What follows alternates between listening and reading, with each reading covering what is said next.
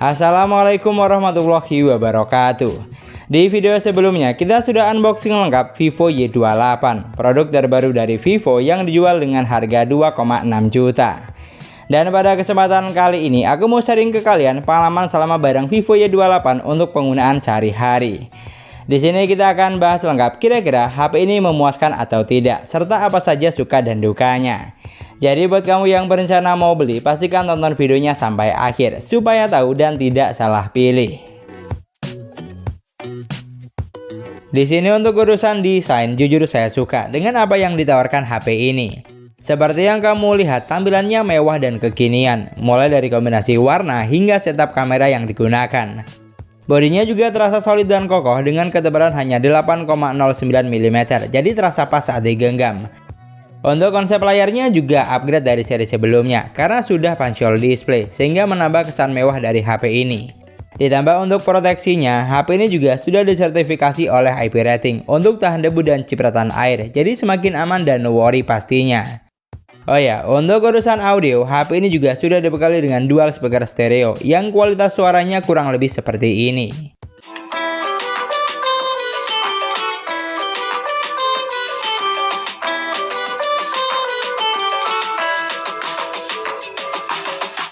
Secara kualitas, suara yang dihasilkan memang tidak bisa dibilang wow banget, tapi tetap memberikan pengalaman yang lebih dibanding single speaker atau mono. Pokoknya untuk urusan desain dan tampilan, kamu tidak usah khawatir ya guys ya, karena apa yang ditawarkan HP ini sudah oke banget di kelas harganya. Lanjut untuk sektor layar, HP ini menggunakan panel IPS LCD dengan resolusi hanya HD+. Refresh rate-nya bisa sampai 90 Hz dan memiliki tingkat kecerahan di angka 1000 nit. Dari angka di atas kertas, pasti banyak yang underestimate dan beranggapan kualitas layarnya akan B aja, mengingat hampir semua merek lain dengan harga setara sudah menggunakan resolusi Full HD+. Tapi ternyata tidak demikian, karena warna yang dihasilkan HP ini sudah bagus, terlihat jelas serta tajam. Dan untuk saturasi warnanya juga terbilang pop-up, tidak kalah dengan layar Full HD+ di merek lain. Dipakai untuk penggunaan kasual seperti scroll sosmed dan main game santai, sentuhan layarnya juga terasa responsif, nyaman saat digunakan. Dan yang paling penting, untuk kecerahan layarnya di sini juga sudah tinggi ya guys ya, up to 1000 nit. Jadi walaupun di outdoor seperti ini masih sangat nyaman untuk digunakan. Pokoknya untuk urusan desain dan layar, di sini saya sangat puas. Tidak ada dukanya atau yang perlu kamu garis bawahi. Pindah ke bagian spesifikasi, unit yang saya punya memiliki kapasitas memori 8/128 GB yang masih bisa ditambah dengan micro SD. Dimana untuk free memorinya, kita masih dapat sekitar 107 GB saat HP baru diaktifkan. Untuk harga 2,6 juta, kapasitas memori yang digunakan bukan yang paling besar ya guys ya. Karena dengan harga setara, banyak merek lain yang dibekali dengan memori lebih besar. Dan yang jadi dukanya atau yang perlu kamu garis bawahi di sini ada 2 poin. Dimana untuk yang pertama, slot SIM tray yang digunakan masih hybrid. Jadi untuk SIM 1, SIM 2, dan micro SD tidak bisa dipasang secara bersamaan, harus ada yang mengalah salah satu. Lalu yang kedua, jenis ROM yang digunakan masih MMC, dengan skor pengujian ada di angka 13.000 poin. Jadi sangat kurang greget menurut saya, harganya di atas 2 juta tapi belum menggunakan memori UFS, kalah dengan para kompetitornya. Lalu untuk dapur pacu, HP ini ditenagai dengan chipset MediaTek Helio G85 octa-core 2,0 GHz fabrikasi 12 nanometer.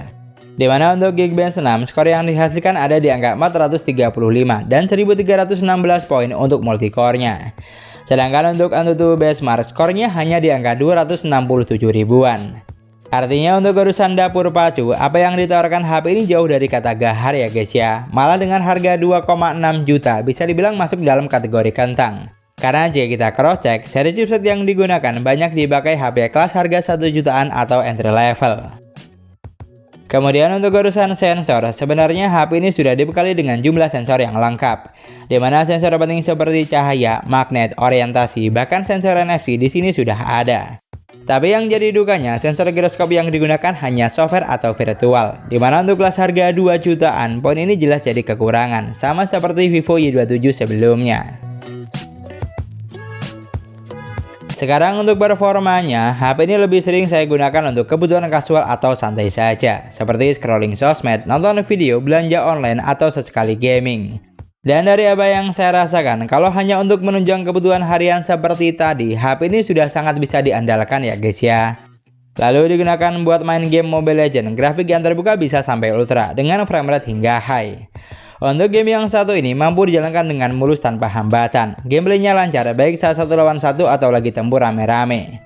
Saya coba lebih dari 3 kali permainan, performanya juga masih cukup stabil. Tidak ada kendala yang berarti selama tidak setting grafik di rata kanan. Lanjut digunakan buat main PUBG Mobile, grafik yang terbuka ada di Smooth Ultra dan mentok sampai SD High. Untuk tipikal game seperti ini, jujur pengalaman saat gameplaynya terasa biasa saja, jauh dari kata playable. Ditambah untuk sensor giroskopnya juga terasa delay atau kurang responsif karena masih menggunakan gyro software, jadi experience-nya kurang menyenangkan. Kalau untuk suhunya sih terbilang aman, main lebih dari 1 jam 20 menit hanya di tingkatan hangat saja. Namun yang sangat disayangkan, output performanya kurang sesuai dengan harga yang ditawarkan. Jadi buat kamu yang suka gaming berat seperti ini, saya rasa HP ini kurang cocok karena spesifikasi yang ditawarkan jauh dari kata gahar. Kemudian untuk sektor baterai, HP ini memiliki baterai jumbo 6000 mAh dengan kecepatan isi daya super flash charging 44 watt. Dimana setelah saya coba charging selama 30 menit, baterainya bertambah 40%, charging 1 jam bertambah 70%, dan hanya butuh waktu sekitar 1 jam 26 menit untuk isi daya dari 10 sampai full 100%. Untuk urusan charging, di sini saya sangat puas, karena walaupun baterainya besar, HP ini tidak butuh waktu yang lama untuk isi daya sampai penuh, cocok buat kita yang sukanya sat-sat.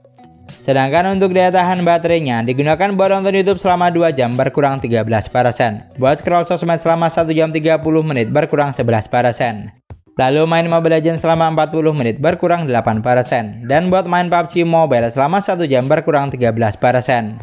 Di sini untuk urusan daya tahan baterainya hanya tergolong standar saja, bukan tipikal yang awet banget di kelasnya. Namun yang jelas dengan baterai 6000 mAh, HP ini bisa diandalkan untuk seharian ya guys ya, apalagi kalau hanya untuk penggunaan kasual atau santai saja. Lanjut kita geser ke bagian sistem. HP ini sudah berjalan di Android 14 basis Vantos OS 14. Selama bahas HP Vivo, jujur saya selalu suka dan puas dengan operating system yang digunakan karena mampu berjalan dengan baik, tidak ada kendala yang berarti. UI-nya juga sudah kekinian, gampang untuk dipahami. Pilihan tampilan tema atau wallpaper ada banyak, tinggal disesuaikan saja dengan selera. Dan yang tidak kalah penting, fitur yang ditawarkan juga lengkap, hampir semua ada. Dimana fitur penting seperti ketuk 2 kali untuk on off, belah layar jadi 2, screenshot 3 jari, rekam layar, dan mode game turbo sudah tentu ada. Pokoknya untuk urusan operating system, kamu tidak usah ragu. Di sini tidak ada dukanya sama sekali. UI-nya kekinian, fiturnya lengkap, dan yang paling penting nyaman saat digunakan. Sekarang untuk sektor kamera, di sini ada 50 megapiksel kamera utama, 2 megapiksel kamera bokeh, dan 8 megapiksel untuk kamera selfie. Dari angka di atas kertas, besaran megapiksel yang digunakan memang hanya standar saja ya guys ya, tidak ada peningkatan dari Vivo Y27 sebelumnya. Kalau untuk fitur yang ditawarkan sih sudah lumayan banyak, selain foto dan video, di bagian lainnya masih ada 7 fitur tambahan. Namun yang jadi dukanya, untuk ultra stabil video atau AIS di HP ini belum ada ya guys ya. Jadi sangat disayangkan pastinya, karena jadi nilai kekurangan untuk sektor kamera. Dan ngomongin soal kamera, berikut ini adalah contoh foto menggunakan Vivo Y28. Dari contoh yang ada, di sini gambar yang dihasilkan sudah bagus ya guys ya, baik saat indoor maupun outdoor. Gambarnya terlihat detail serta tajam, tingkat kecerahannya bagus, dan untuk saturasi warnanya juga lumayan pop-up ciri khas Vivo. Jadi untuk foto menggunakan kamera belakang, buat saya HP ini sudah bisa diandalkan, baik satu foto objek yang dekat atau bahkan pemandangan. Lalu untuk kamera selfie, dari angka di atas kertas memang kurang menjanjikan ya guys ya, karena resolusinya hanya 8 megapiksel. Tapi secara kualitas ternyata foto yang dihasilkan tidak mengecewakan untuk kelas harganya. Seperti yang kamu lihat, gambarnya terlihat jelas serta tajam. Ditambah untuk saturasi warnanya juga cukup hidup, baik saat foto di indoor maupun outdoor. Jadi untuk urusan perfotoan, saya cukup puas dengan HP ini, karena gambar yang dihasilkan sudah bagus, baik saat foto menggunakan kamera belakang maupun depan. Ini adalah contoh perekaman video menggunakan Vivo Y28 di outdoor dengan kondisi cahaya lebih dari cukup. Saya rekam video ini sekitar jam setengah 9 pagi, dan untuk resolusinya HP ini hanya bisa mentok sampai resolusi 1080 pixel di 30 frame per second saja. Untuk video kamera belakang, hasilnya sudah bagus menurut saya. Videonya terlihat jelas serta tajam dan untuk saturasi warnanya juga cukup kontras. Di sini yang jadi catatan, videonya lumayan goyang-goyang ya guys ya, alias kurang stabil karena tidak dilengkapi dengan AIS. Lalu untuk video kamera depan, dari contoh berikut saya rasa sudah cukup memuaskan. Karena walaupun kameranya hanya 8 megapiksel, tapi video yang dihasilkan sudah bagus. Gambarnya terlihat tajam, tingkat kecerahannya oke, dan untuk saturasi warnanya juga kontras. Jadi tidak hanya bagus untuk urusan foto, namun untuk perekaman videonya, HP ini juga tidak mengecewakan. Dan itulah tadi cerita saya selama bareng Vivo Y28 untuk penggunaan sehari-hari. Dari semua poin yang sudah kita bahas, di sini yang saya suka dari HP ini adalah memiliki desain yang mewah dan kualitas layarnya bagus. Lalu dari segi spesifikasi, kapasitas baterainya jumbo, chargingnya super ngebut dan operating sistemnya nyaman saat digunakan. Sementara dari segi kamera, hasil fotonya bagus, untuk perekaman videonya juga bisa diandalkan.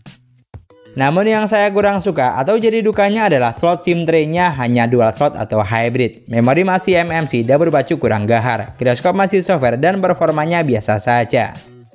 Dan sebagai kesimpulan, HP ini tuh cocoknya lebih untuk penggunaan kasual atau santai saja ya guys ya. Yang penting komunikasi lancar, sosmed jalan terus, dan awet untuk jangka panjang pastinya. Kalau kamu beli untuk penggunaan gaming berat, jelas kurang cocok karena spesifikasi yang ditawarkan jauh dari kata gahar. Namun kalau kamu punya pendapat lain tentang Vivo Y28 ini, kamu juga bisa banget tulis di kolom komentar. Dan sekian dulu pembahasan kita kali ini. Semoga videonya bermanfaat, gampang untuk dipahami. Jangan lupa like dan komen. Kita ketemu lagi di video selanjutnya. Wassalamualaikum warahmatullahi wabarakatuh.